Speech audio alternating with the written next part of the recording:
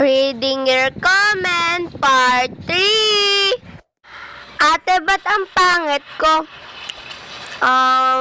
Ewan ko sa'yo.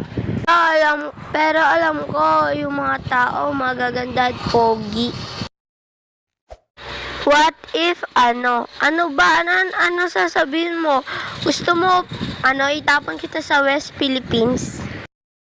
Te, sana all crush ng crush. Ako nga din di ako crush ng crush ko. Ka muna, Ano ba yan? Guys, ba't ang dami ng ganyan? Ano ba connect dyan? Ate, ang tagal ko na pong na-follow, hindi niyo po ako pinapansin. Tampo na mi.